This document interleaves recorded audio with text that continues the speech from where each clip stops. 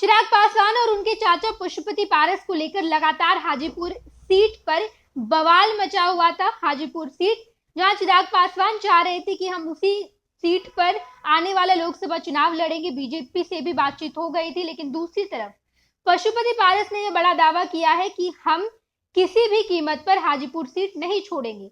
हाजीपुर की जनता हमारी, हाजीपुर से हम सांसद है और हाजीपुर में हम ही चुनाव लड़ेंगे। और आज जेपी नड्डा से पशुपति पारस की मुलाकात हुई है। आधे घंटे तक बातचीत हुई।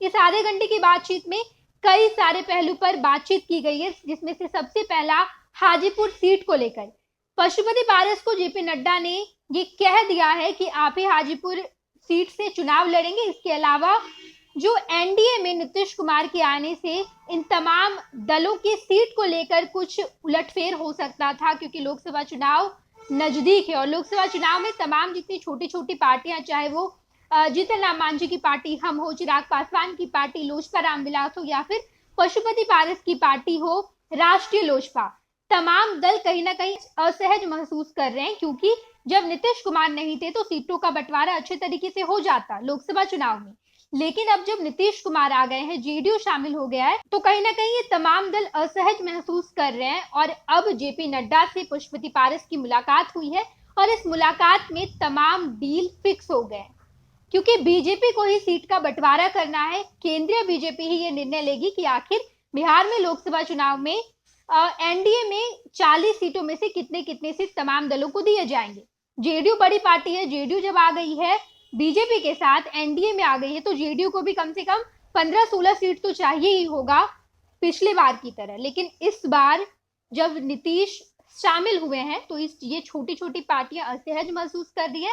और पशुपति पारस ने खुद जेपी नड्डा से मुलाकात की, उनके सांसद भी वहां पर मौजूद थे और इस मुलाकात में डील फिक्स हो गया है। एक तरफ पशुपति पारस, जो कि चिराग पासवान के चाचा है, अपने भतीजे का पत्ता तो काट ही दिए हैं, लेकिन लोकसभा चुनाव को लेकर भी उन्होंने अपनी सीट को फिक्स कर लिया है। मुलाकात की तस्वीर भी सामने आई। पशुपति पारस ने अपने कई सारे नेताओं के साथ जेपी नड्डा से मुलाकात की है। मुलाकात में उनके बेटे भी, प्रिंस भी वहां पर मौजूद हैं। और इस मुलाकात की जब तस्वीर सामने आई तो सियासी गलियारे में ये बात सनसनीखेज की तरह फैल चुकी है कि आखिर पशुपति पारस अपने भतीजे चिराग पासवान का पत्ता हाजीपुर सीट से काट चुके हैं। जहां एक तरफ हाजीपुर में खुद चिराग पासवान जाते हैं, लोगों के साथ बातचीत करते हैं, जन संबोधन भी करते हैं और उसके बाद अपनी माता को भी लेकर वहां जाते हैं। लेकिन इन सब के बीच पशुपति पारस ने बीजेपी के साथ डील पक्की कर ली है और पशुपति पारस ही आने वाले लोकसभा चुनाव में हाजीपुर सीट से चुनाव लड़ेंगे। देखना बड़ा ही दिलचस्प होगा कि आखिर चिराग अब अपना अगला दाव क्या फेंकते हैं और एनडीए गठबंधन में लोकसभा चुनाव में कैसे सीटों का बंटवारा होता है। तमाम पहलू को हम आपको यहाँ पर समझाएंगे, तमाम खबरों से रूबरू करवाएंगे। देखते रहिएगा फर्स्ट बिहार झारखंड। धन्यवाद। ये लो मुंह मीठा करो, आज मैंने अपना जॉब छोड़ दिया, अब हम पूर्णिया वापस जाएंगे। जॉब छोड़ दिया है? मतलब ये घर कैसे चलेगा? हम करेंगे क्या? और माँ बाबूजी क्या बोलेंगे? इसलिए मैं एक और मिठाई का डब्बा लाया। अपने बिजनेस के लिए लोन अप्रूव हो गया। अरे लोन अप्रूव हो गया वो तो ठीक है, लेकिन पूर्णिया में हम रहेंगे कहाँ? अपना घर भी तो नहीं है वहाँ। इसलिए तो एक और मिठाई का डब्बा अलग से लाया हूँ। हमने पूर्णिया में घर ले लिया है, पूर्णिया के ई होम्स पैनोरमा में। पूर्णिया में पैनोरमा ग्रुप लेकर आए हैं ई होम्स पैनोरमा।